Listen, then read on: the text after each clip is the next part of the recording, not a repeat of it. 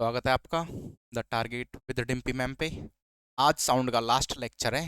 3 lecture हम पहले कर चुके हैं और इसके बाद साउंड खत्म हो जाएगा। हमने लास्ट क्लास में क्या किया था, डॉपलर इफेक्ट किया था और वेलोसिटी ऑफ साउंड हमने निकाला था। इलास्टिसिटी और डेंसिटी के हमने एक फॉर्मूला किया था। इलास्टिसिटी और यदि डेंसिटी दोनों गिवन है तो वेलोसिटी ऑफ साउंड कैसे निकालेंगे, एक बार उस फॉर्मूले को दोबारा देखेंगे। डॉपलर इफेक्ट तक हमारा सारा खत्म हो चुका था। ठीक है, आ जाओ शुरू करते हैं। वेलोसिटी ऑफ साउंड,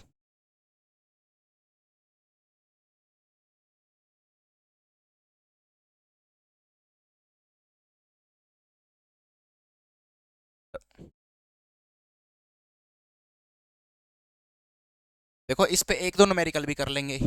ठीक है, हमने एक न्यूमेरिकल लास्ट टाइम इंटेंसिटी पे भी किया था, जो हमने लास्ट लेक्चर में लास्ट में किया था। इंटेंसिटी, इंटेंसिटी मतलब तीव्रता पे क्या करती है, वो एम्पलीट्यूड के डायरेक्टली प्रोपोर्शनल होती है।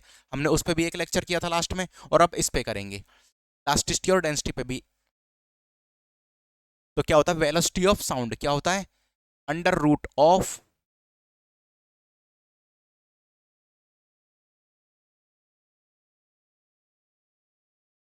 Elasticity upon density. ठीक है जी। यदि पूछ लिया जाए, नॉर्मल सा क्वेश्चन है कि जो साउंड है उसकी वेलोसिटी गैस में, गैसेस में किस चीज पे डिपेंड करती है, टेम्परेचर पे भी डिपेंड करती है उसके अलावा किस किस पे डिपेंड करती है, इलास्टिसिटी पे और डेंसिटी पे। ठीक है, अब हम करेंगे इको। अगला टॉपिक कौन सा है, इको। आपके साउंड में गिवन है टॉपिक, जो ये आपका साउंड है सिलेबस है उसमें गिवन है इको। इको होता क्या है, जैसे हम कहीं बोलते हैं बार बार आवाज आती है, हमने बोला तो बार बार जो आवाज गूंज गूंज के वापस आती है, ठीक है, इको होती है। यहाँ पे एक क्वेश्चन बार बार आता है कि इको के लिए मिनिमम डिस्टेंस कितनी होनी चाहिए। ठीक है जी, यहाँ तक कोई डाउट तो नहीं है। इको कहीं फायदेमंद भी है, कहीं नुकसान भी है।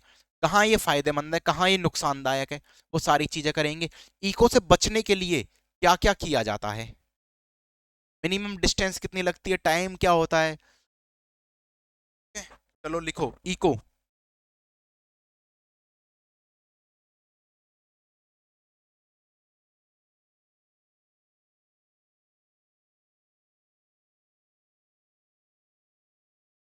जैसे आपने मूवीज में देखा होगा, वो एक पहाड़ पे खड़े होके फिर चिल्लाता है हीरो या कोई भी, तो उसकी आवाज बार बार सुनाई देती है, तो वो क्या होता है, इको होता है। इको को क्या बोला जाता है, प्रतिध्वनि बोलते हैं इसको। पहले लिख लेना, प्रतिध्वनि इको को बोला जाता है। यहाँ तक कोई डाउट तो नहीं है, मतलब अभी तो किया ही नहीं है इसमें कुछ, बस एक जो हमने देख अभी, जैसे कोई पहाड़ पे खड़ा है, कोई मूवी चल रही है उसमें कोई पहाड़ पे खड़ा होकर बार बार चिल्ला रहा है, बार बार आवाज दे रहा है, तो सामने से आवाज बार बार आ रही है, वापस होके आ रही है। तो ये किसके कारण, इसको प्रोसेस को क्या बोला जाता है, इस प्रोसेस को बोलते हैं इको। ठीक है जी। यहाँ से दो क्वेश्चन बहुत इंपॉर्टेंट है। जो इको का साउंड है, जो ये प्रतिध्वनि है, ये हमारे माइंड पे कितनी देर का इफेक्ट डाल के रखती है।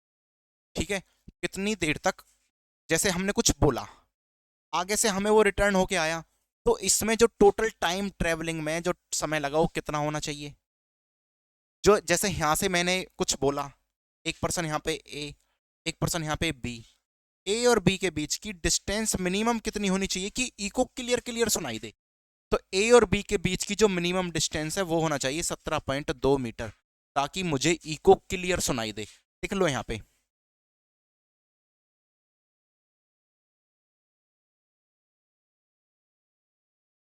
यहाँ तक कोई डाउट तो नहीं है। ठीक है, अब देखो, जैसे ए ने कुछ बोला, यहां से बोला, अब साउंड यहाँ पे गया, यहां से इधर आया, तो जो ए ने बोला और जो रिफ्लेक्ट होकर साउंड आया, इसके बीच में जो मिनिमम टाइम होना चाहिए वो कितना होना चाहिए, 0.1 सेकेंड होना चाहिए। ये 0.1 सेकेंड का टाइम होना चाहिए ताकि हमें क्लियर सुनाई दे। इतने टाइम बाद यदि ये रिफ्लेक्ट होके या जो साउंड आ रहा है आगे से 0.1 सेकेंड के बाद आएगा, तो हमें बिल्कुल क्लियर सुनाई देगा। और मिनिमम डिस्टेंस कितनी होनी चाहिए, मिनिमम डिस्टेंस होनी चाहिए जी हमारी 17.2 मीटर। ठीक है, अब ये पता कैसे लगा कितनी होनी चाहिए, देखो टाइम मतलब कैसे निकालेंगे, डिस्टेंस कैसे निकालेंगे। हमारा ये टाइम है और अभी हमने पढ़ा कि 346 344 कुछ ऐसा, 331 मीटर पर सेकंड से लेकर जो हमने 0 डिग्री सेल्सियस पे जो साउंड की स्पीड थी वो इतनी थी। अब जो नॉर्मल कंडीशन में मानी जा रही है वो मान लो 344 मीटर पर सेकंड है साउंड की स्पीड। तो क्या होता है, दूरी दूरी कितनी हो गई 344,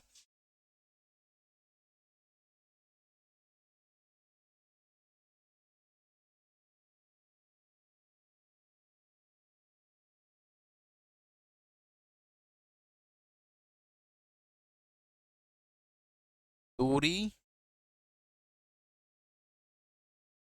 चाल गुना समय। हम कैलकुलेट कर रहे हैं कि ये जो डिस्टेंस थी 17.2 मीटर ही क्यों थी। देखो चाल कितनी थी 344 मीटर पर सेकंड अभी किया था, और समय कितना है 0.1 सेकंड। तो ये कितना आ गया 34.4 मीटर। कितना आ गया ये 34.4 मीटर। पर यदि आप देखोगे ए से बी तक जाने में एक्स डिस्टेंस ले, ए से बी तक आने में भी एक्स है, तो टोटल डिस्टेंस कितना हो गया 2x। और जब ये 2 से यहां पे कटा तो x की वैल्यू कितनी आ जाएगी 17.2 मीटर। समझ आ गई, आ गया ठीक है। तो जो इको है इसके लिए मिनिमम डिस्टेंस 17.2 मीटर चाहिए, और जो टाइम है जो हमने बोला और जो आगे से रिफ्लेक्ट होके आया उसके भी, हमारा माइंड क्या है कॉन्टिन्यूस चीजों को सुन नहीं पाता है। अब मैं लगातार बोल रहा हूं, तुम लगातार सुन रहे हो, तुम तो कहोगे सुन रहे हो क्यों पागल बना रहे हो। पागल नहीं बना रहा, जो भी शब्द बोले जा रहे हैं उनके बीच में मिनिमम 0.1 सेकंड का डिफरेंस है। ठीक है, यदि 0.1 सेकंड का डिफरेंस है तो हमारा माइंड बड़ी क्लियर सुन पाता है, यदि नहीं है तो हम उस चीज को समझ नहीं पाते कि सामने वाले ने बोला क्या है। तो इसीलिए इको और जो साउंड बोला जो रिफ्लेक्ट होके आया उसके बीच में मिनिमम 0.1 सेकंड का समय होना जरूरी है, ताकि हम क्लियर से अच्छे से जो सामने वाले ने बोला है वो समझ आए। यहां तक लिख लो। अब यदि बार बार ऐसा ही होता रहे, बार बार इको आती रहे, बार बार इको आती रहे, तो ये हमें परेशानी भी कर सकती है। जैसे आपने देखा होगा यदि हम मूवी देखने जाते हैं जो सिनेमा हॉल वगैरह होते हैं, तो उनकी छत पे कुछ लगा होता है, उनकी दीवारों पे भी कुछ लगा होता है, लेकिन वहां पे क्या है, जैसे मान के चलो एक सिनेमा हॉल है, यहाँ पे स्क्रीन लगी है, इनकी छत पे और इसकी दीवारों पे कुछ लगा होता है, कारपेट सा लगा होता है।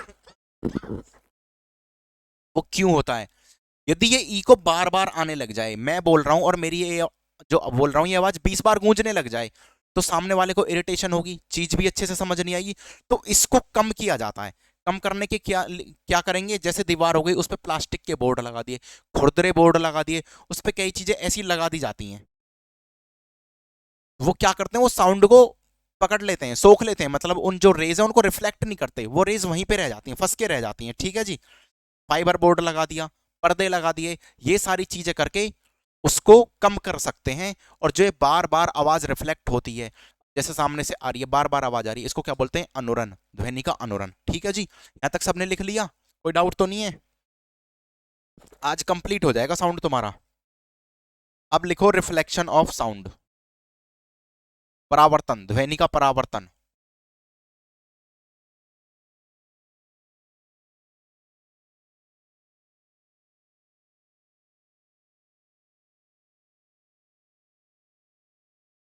क्या करती है ध्वनि, जैसे हमारा जो प्रकाश है वो परावर्तित होता है, अपवर्तित होता है, जिस हिसाब से प्रकाश परावर्तित होता है सेम सारी की सारी प्रॉपर्टीज जो हमारा साउंड है ये भी फॉलो करता है।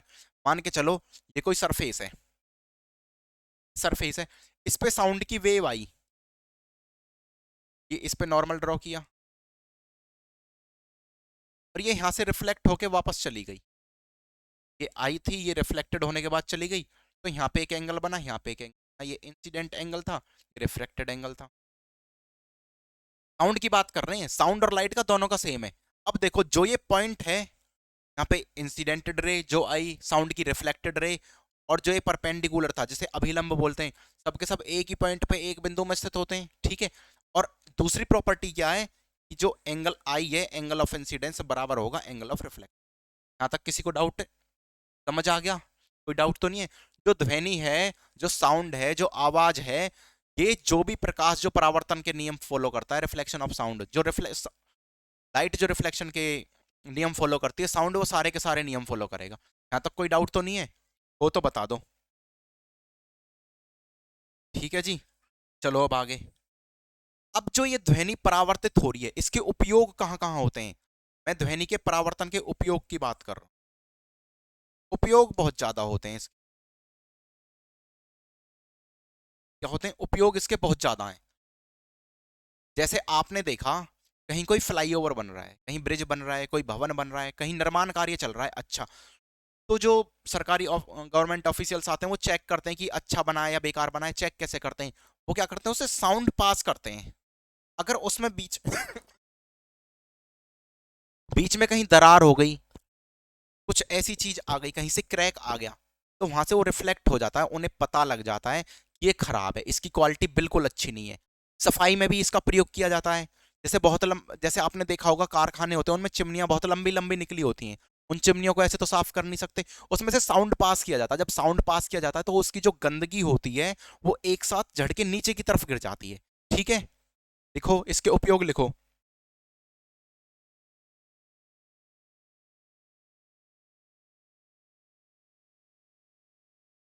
जो साउंड है, जो सुपरसोनिक साउंड होता है, वो किसको यूज किया, कहाँ पे यूज किया जाता है? कारखानों की चिमनियों को साफ करने के लिए यूज किया जाता है।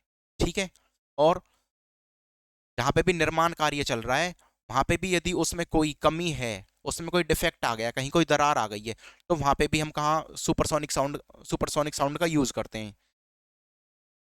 देखो, और जो ये सुपरसोनिक साउंड है, इससे क्या होता है, जैसे तुमने सुना होगा ईसीजी, इलेक्ट्रोकार्डियोग्राफ, तो हमारा जो हार्ट है, इसकी जो पिक्चर है वो किससे ली जाती है? ईसीजी से ली जाती है। लेकिन उसमें रेज कौन सी पास की जाती है?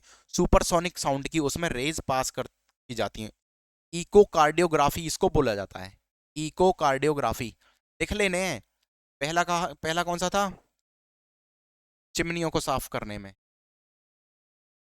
चिमनियां साफ करने के लिए सुपरसोनिक साउंड का यूज किया जाता है। दूसरा कौन सा था? जैसे कोई भी पुल बना है, या कोई ब्लॉक है, पुल बन रहा है, ब्लॉक बन रहा है, उनको देखने के का यूज किया जाता है। तीसरा कहाँ यूज किया जाता है? ईसीजी, इलेक्ट्रोकार्डियोग्राफी जिसको बोलते हैं, यहाँ पे भी किसका यूज किया जाता है? सुपरसोनिक साउंड का यहाँ पे भी यूज किया जाता है। ठीक है जी,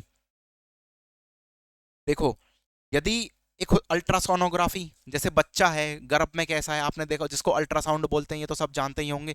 उसके कितने अंग बन गए हैं, कितने अंग नहीं बने हैं, उसका सेक्स डिटर्मिनेशन करने के लिए भी किस चीज का यूज किया जाता है? अल्ट्रासाउंड का यूज किया जाता है। होता क्या है, रेज निकाली जाती हैं, रेज पास करी जाती हैं,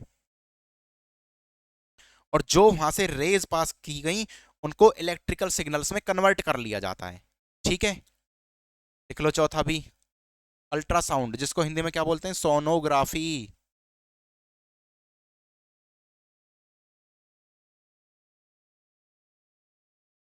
सुपरसोनिक साउंड के हम क्या लिख रहे हैं? यूज लिख रहे हैं। चिमनियों को साफ करने में, कोई पुल है उसमें कोई डिफेक्ट तो नहीं है, ब्लॉक हो गया, ईसीजी हो गया, अल्ट्रासोनोग्राफी हो गई। और एक, जैसे तुमने देखा होगा कि गुर्दे में पथरी वगैरह जम जाए, पर पथरी हो गई, उसको तोड़ने के लिए भी किसका यूज किया जाता है? सुपरसोनिक साउंड का यूज किया जाता है।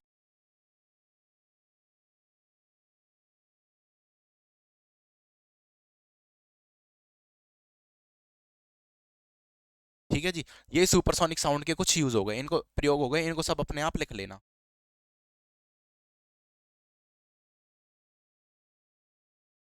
मतलब कोई डाउट तो नहीं है ना किसी को? एक यदि एक मैं सबसे क्वेश्चन पूछता हूँ, नॉर्मल सा क्वेश्चन है, आप लोगों से पूछता हूँ। आपने जो लाउड स्पीकर देखे होंगे, उन वो ऐसे क्यों होते हैं? क्या कारण होता है कि लाउड स्पीकर ऐसे ही होते हैं?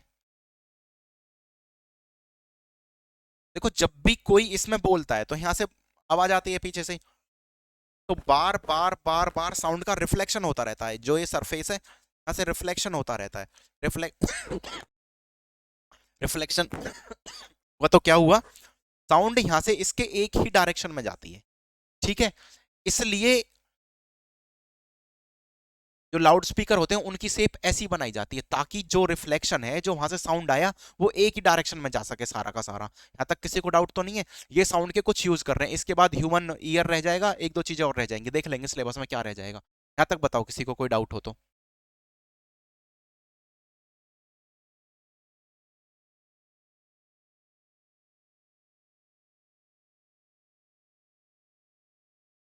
चलें आगे।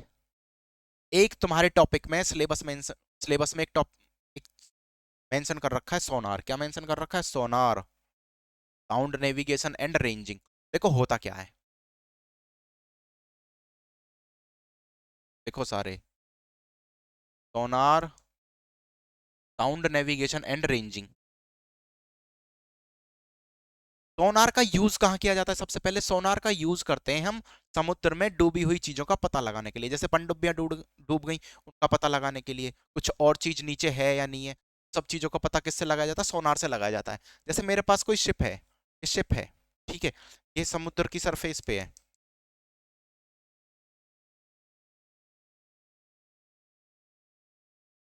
तो यहाँ पे इसमें दो डिवाइस लगी होती हैं।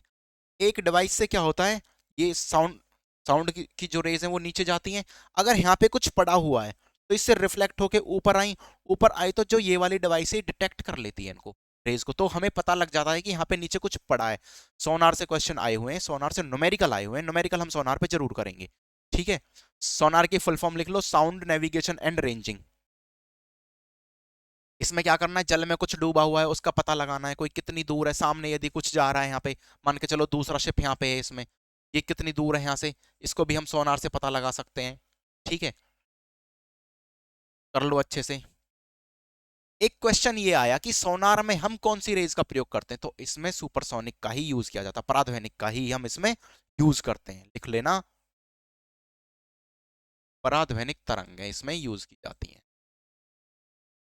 बस सिलेबस होने वाला है, उसके बाद ह्यूमन ईयर और बचा है। यहाँ तक कोई डाउट तो नहीं है ना? सोनार की फुल फॉर्म क्या है? Sound navigation and ranging.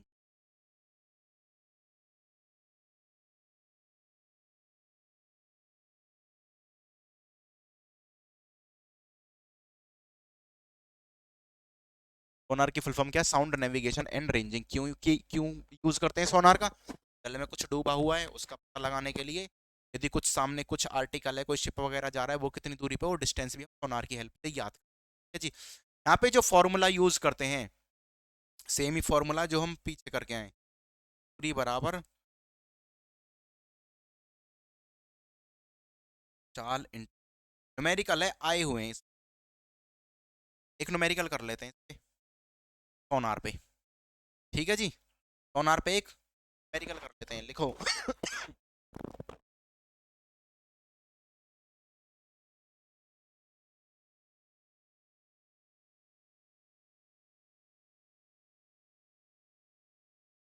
हाँ जी, चलें, ठीक है, लिखो एक न्यूमेरिकल। ऐसे ही कोई भी एक न्यूमेरिकल देख लेते हैं, जैसे ये एक शिप है, यहाँ से जो पराध्वनिक तरंगे जो छोड़ी गई हैं, मान के चलो उनकी जो चाल है कितनी है, जो पराध्वनिक तरंगे जो छोड़ी गई हैं उनकी जो चाल है 2000 मीटर पर सेकंड है, और और वो 2 मिनट के बाद लौट के आती हैं। तो जो मुझे डिस्टेंस है वो ज्ञात करना है। क्या बोला है? जो यहाँ से पराध्वनिक तरंगें छोड़ी गई हैं उनकी जो चाल है 2000 मीटर पर सेकंड है, और वो 2 मिनट के बाद लौटकर वापस आती हैं। मुझे डिस्टेंस ज्ञात करना है कि जो सामने वाला ऑब्जेक्ट है वो कितनी दूर है। अब देखो, सामने वाला ऑब्जेक्ट ये है, यहाँ तक ये रेज पहले तो गई, मान के चले एक्स डिस्टेंस था, फिर यहाँ से ये रेज वापस आई, तो ये भी तो एक्स हो गया, तो इसने टोटल डिस्टेंस कितना कवर कर लिया?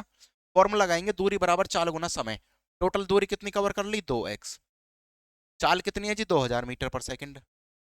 समय कितना है? 2 मिनट, लेकिन मिनट को कन्वर्ट करना है किसमें? सेकंड में। यहाँ तक चीज समझ आ गई?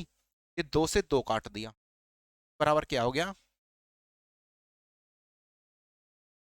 इतने मीटर दूर हो गया। यदि किलोमीटर में पूछा जाए तो चीज समझ आ गई? डाउट तो नहीं है? न्यूमेरिकल आया हुआ है, तुम्हें बस ये जो इसमें याद रखना होता है, यहाँ पे हम सिर्फ एक्स काउंट कर लेते हैं, लेकिन तुम्हें ये याद रखना है कि दूरी डबल होती है ना, पहले तो रेस जाएंगी फिर रिफ्लेक्ट होकर वापस भी तो आएंगी। ये दूरी 2x होती है। यहाँ तक कोई डाउट तो नहीं है? ठीक है।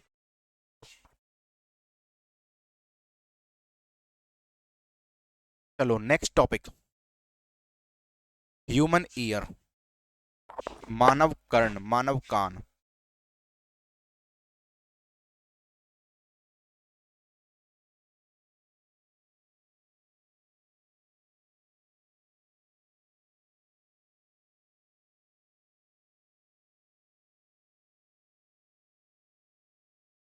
देखो मानव कान, कर्ण तो सबने देखे हैं, ह्यूमन ईयर सबने देखे हैं, लेकिन कान को भी तीन पार्ट में बांटा हुआ है, बाह्य, मध्य और अंतःकर्ण। आउटर, और जो बीच वाला है, और लास्ट में इनर। देखो कैसे, जैसे मान के चलो ये कान हो गया, ह्यूमन ईयर हो गया, यहाँ पे यहाँ बहुत सारी चीजें हैं। जो ये कर्ण होता है बाह्य कर्ण, ये क्या है? बाह्य कर्ण है। बाह्य कर्ण क्या करता है? जो हमारा इन्वायरमेंट है उससे साउंड इकट्ठी करता है। कभी भी आपको कम सुनाई दे रहा है तो आप ऐसे करके देख सकते हैं, ऐसे करके देखोगे तो आपको तेज सुनाई देने लग जाएगा। कारण, अब जो ये हाथ है, अब ये भी इसको साउंड को कलेक्ट करने में हेल्प कर रहा है, और वो यहां से इसके अंदर जा रहा है, कान के अंदर जा रहा है। ठीक है जी। जो बाहर वाला पार्ट हो गया, जो साउंड को एनवायरमेंट से कलेक्ट, वातावरण से ले रहा है, वो कौन सा होता है? बाह्य कर्ण। यहां तक किसी को डाउट तो नहीं है? बाह्य कर्ण का मतलब पता चल गया, जो साउंड को कलेक्ट कर रहा है वातावरण से।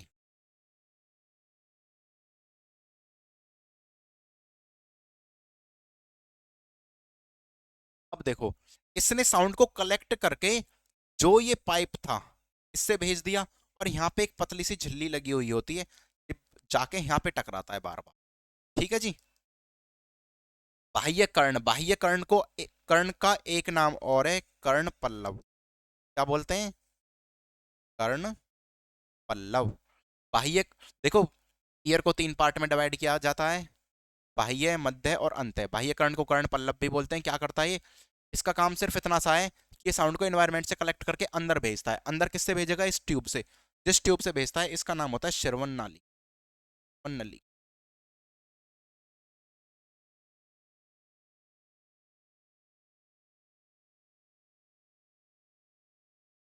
यहाँ तक कोई डाउट तो नहीं है? लिखो सारे।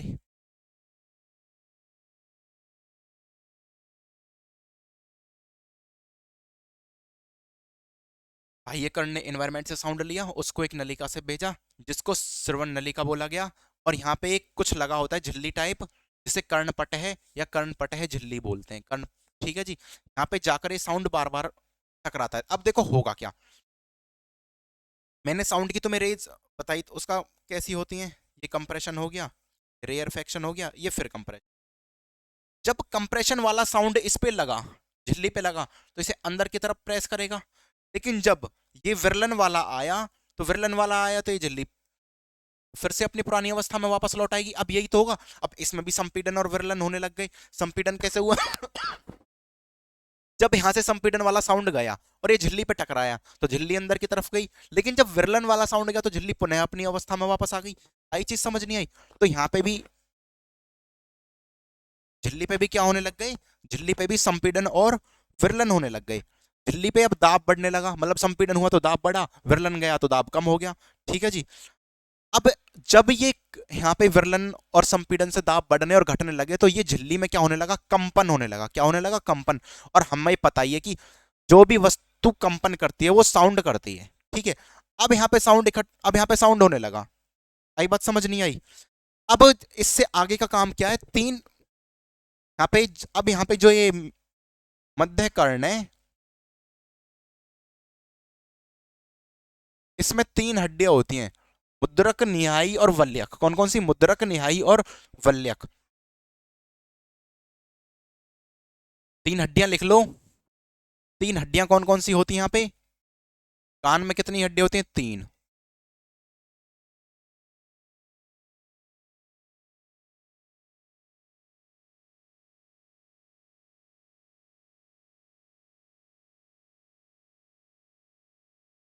इनका क्या काम है?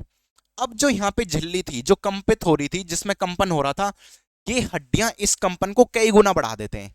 ठीक है, देखो बाह्य कर्ण ने क्या किया, बाह्य कर्ण ने साउंड एनवायरमेंट से इकट्ठा किया, झिल्ली पे जाके उसको कंपन किया, तीनों हड्डियां मिली, तीनों हड्डियों ने क्या किया, इस कंपन को कई गुना बढ़ा दिया। अब ये मध्य कर्ण में होती हैं, तो इन तीनों हड्डियों से होता हुआ साउंड अब अंतःकरण पर पहुंच गया। ठीक है जी, अब अंतःकरण क्या करेगा, अंतःकरण में एक, हाँ लिखो,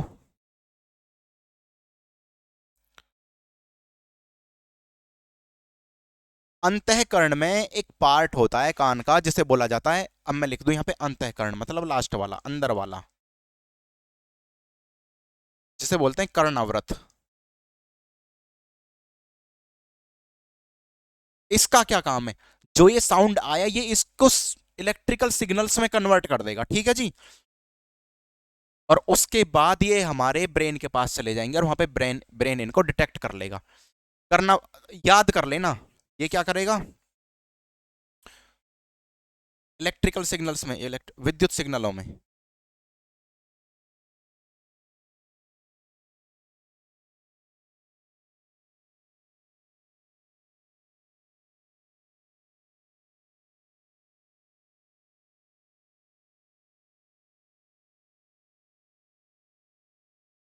ठीक है जी,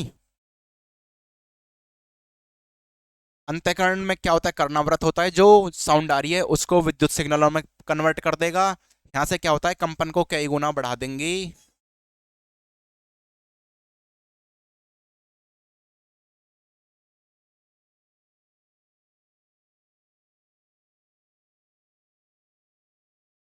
ये जो तीन हड्डियां होती हैं क्या करती हैं, कंपन को कई गुना बढ़ा देती हैं। मानव कान के कितने कितने हिस्से होते हैं, तीन हिस्से होते हैं, बाह्य कर्ण, मध्य कर्ण, अंतःकर्ण। मानव कान में कितनी हड्डियां होती है, तीन हड्डियां होती हैं, कौन कौन सी, मुग्धरक, निहाई और वल्यक।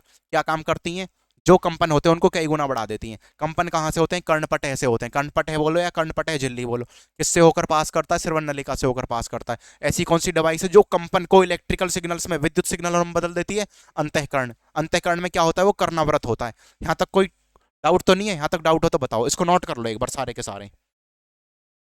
कुछ सिलेबस में और रह गया हो तो बताओ साउंड में।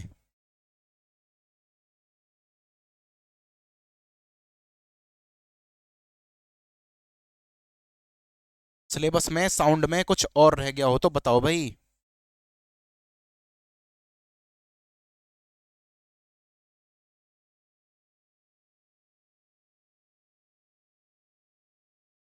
देखो एक होता है स्टेथोस्कोप,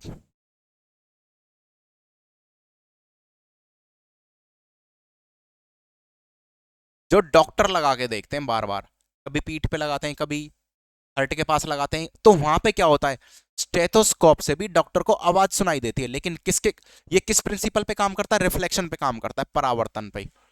परा इसका परावर्तन, ध्वनि का परावर्तन।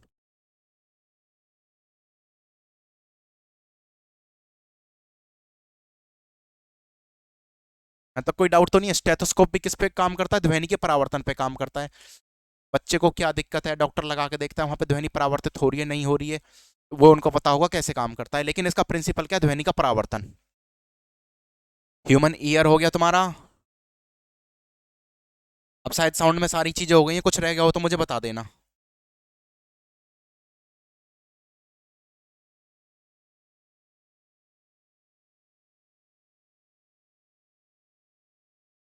हाँ ध्यान रखना, सोनोग्राफी में कौन सी वेव्स यूज की जाती हैं, अल्ट्रासोनिक साउंड यूज की जाती हैं।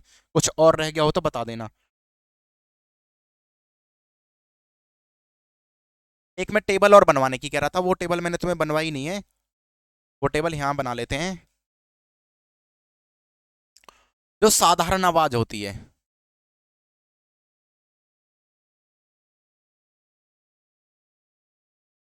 ये होती है 30 से 40 dB, जो हम नॉर्मल सुनते हैं।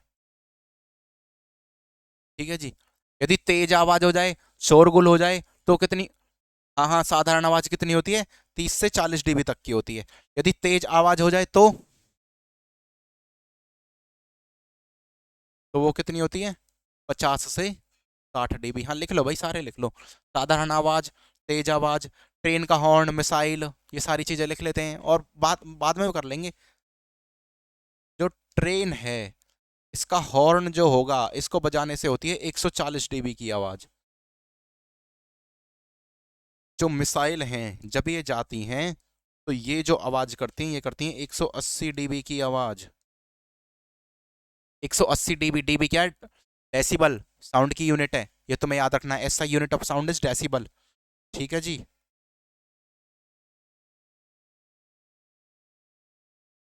जो जो इंडस्ट्रियल एरिया है, कौन सा area? Industrial area. Industrial area जो होता है जहां पे मशीनें चलती हैं, वहां पे आवाज होती है 75 डीबी। रेजिडेंशियल एरिया,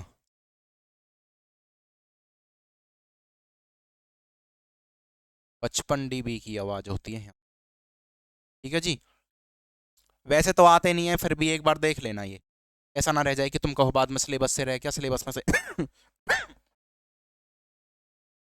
और बताओ कुछ।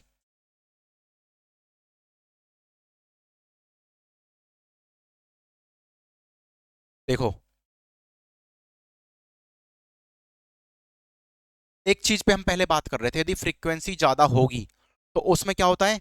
एनर्जी ज्यादा होती है। ठीक है जी। अब फ्रीक्वेंसी कब ज्यादा होगी? यदि कंपन ज्यादा है तो फ्रीक्वेंसी ज्यादा है। यदि फ्रीक्वेंसी ज्यादा है, अभी हमने पढ़ा था पिच डिपेंड्स ऑन फ्रीक्वेंसी, अभी नहीं, मतलब लास्ट 2 लेक्चर्स में पढ़ा था pitch depends on frequency, PF, pitch depends on frequency. यदि पिच ज्यादा हो गई तो क्या होगा? आवाज पतली हो जाएगी। क्या हो जाएगी? आवाज पतली हो जाएगी।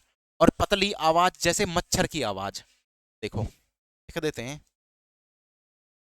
Pitch depends on frequency. Pitch frequency पर डिपेंड करेगी। यदि पिच ज्यादा है, तारत्व ज्यादा है, क्या है?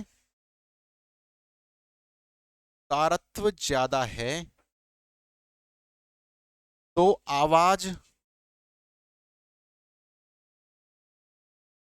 पतली होगी।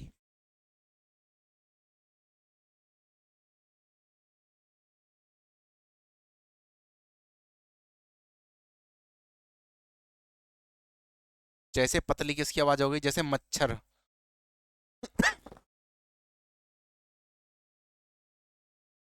वो जब कान पे बोलता है तो उसकी आवाज कैसी होती है? पतली होती है। ठीक है, यहां तक समझ आ गया। अब यदि कंपन कम है तो क्या हो जाएगा? फ्रीक्वेंसी क्या हो जाएगी? कम हो जाएगी। फ्रीक्वेंसी कम हो गई तो क्या हो जाएगी? पिच कम हो जाएगी। और पिच कम होगी तो आवाज कैसी होगी? मोटी होगी। यदि तारत्व कम है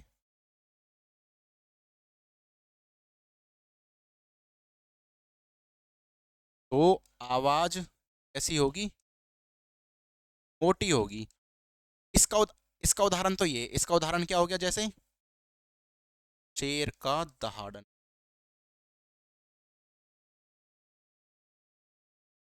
डाउट यहां तक हो तो बता दो भाई। मेरी तरफ से तुम्हारा साउंड कंप्लीट है। न्यूमेरिकल कर लेना अच्छे से, जो भी तुम्हारे न्यूमेरिकल हो करना अच्छे से। के बाद जो भी, अगर तुम्हें लग रहा है कि तुम्हारे टॉपिक में साउंड में कुछ रह रहा है तो बता देना, कमेंट कर देना, सारा करवा दिया जाएगा।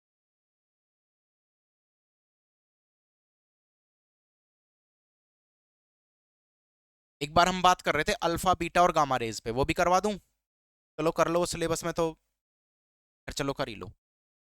अल्फा बीटा और गामा रेज लिखो, अल्फा बीटा और गामा रेज। जो भी कोई रेडियो एक्टिव मॉलिक्यूल होगा वहां से ये तीनों के तीनों रेज निकलते हैं। कौन से? अल्फा रेज, बीटा रेज और गामा रेज। जैसे ये मेरा कोई रेडियो एक्टिव पदार्थ है यहाँ पे,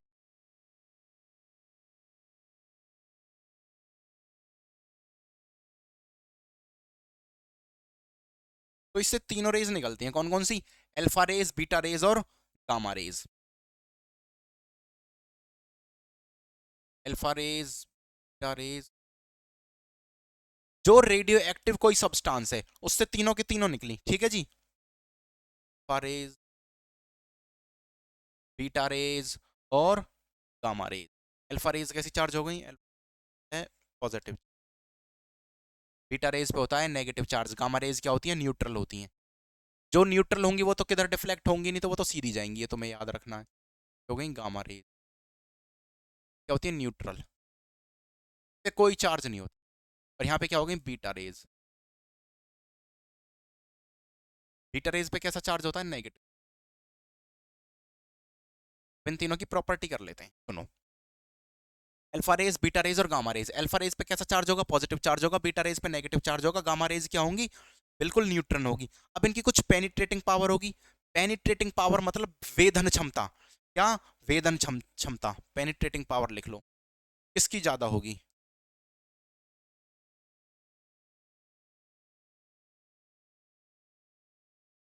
सबसे ज्यादा होगी। अच्छा, वेधन।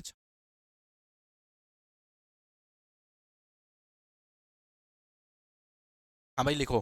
कोई भी रेडियो एक्टिव मॉलिक्यूल है, जैसे यूरेनियम हो गया, यूरेनियम 235 हो गया, उससे कौन, उनसे क्या क्या निकलता है? अल्फा रेज, बीटा रेज और gamma rays. Alpha rays, beta rays और gamma rays. Alpha rays positive charge होती हैं, बीटा रेज नेगेटिव चार्ज होती हैं, गामा रेज न्यूट्रल होती हैं। गामा रेज पे कोई चार्ज नहीं होता, लेकिन जिस पे चार्ज नहीं होता उसका डिफ्लेक्शन भी नहीं होता। अब हम करेंगे पेनिट्रेटिंग पावर। पेनिट्रेटिंग पावर कौन सी रेज की सबसे ज्यादा होगी? गामा या यदि इनकी स्पीड भी, चलो स्पीड भी सेम ही ऑर्डर में स्पीड होती है, gamma beta alpha same order होता है, ठीक है, यहां तक समझ आया। अब इनका मास क्या होता है, इन पे चार्जेस कितने कितने होते हैं, कौन से को किसी का न्यूक्लियस कहा जाता है, इस बारे में बात कर लेते हैं।